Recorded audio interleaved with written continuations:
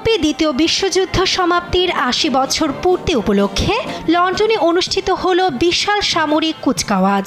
এতে অংশ নেন ব্রিটিশ সশস্ত্র বাহিনীর ১৩০০ জনেরও বেশি সেনা। প্যারেডে অংশ নেয় ইউক্রেনীয় সৈন্যদের একটি ছোট দলও। উৎসবের সূচনা হয় ব্রিটিশ রাজপরিবারের অংশগ্রহণে।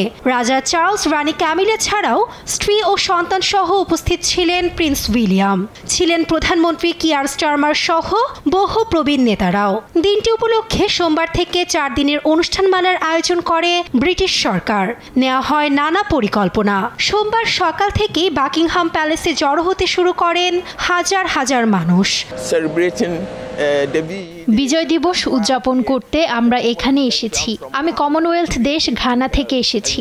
এই যুদ্ধে সমস্ত কমনওয়েলথ দেশ সাহায্য করেছিল, সেই কথা স্মরণ করেই আমি ভি দিবস উদযাপনের জন্য আজ এখানে।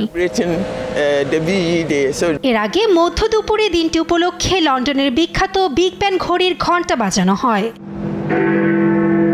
পরে দ্বিতীয় বিশ্বযুদ্ধের সময় সাবেক ব্রিটিশ প্রধানমন্ত্রী উইনস্টন চার্চিলের বিজয় ভাষণের কিছু অংশ পড়ে শোনান ব্রিটিশ অভিনেতা টিমোথি স্প্যাল।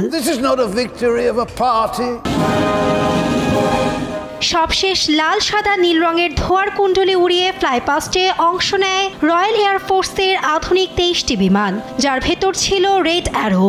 রয়টার্সের ফুটেজে দেখা যায় বাকিংহাম প্যালেসের বারান্দায় দাঁড়িয়ে বিমানের ওড়া দেখছেন রাজপরিবারের সদস্যরা। ১৯৪৫ সালের ৮ মে নাজি জার্মানির আত্মসমর্পণ উপলক্ষে সারা ইউরোপ জুড়ে উদযাপিত হচ্ছে বিজয় দিবস। নাসরিন আক্তার, নিউজ ডেস্ক, দেশ টিভি।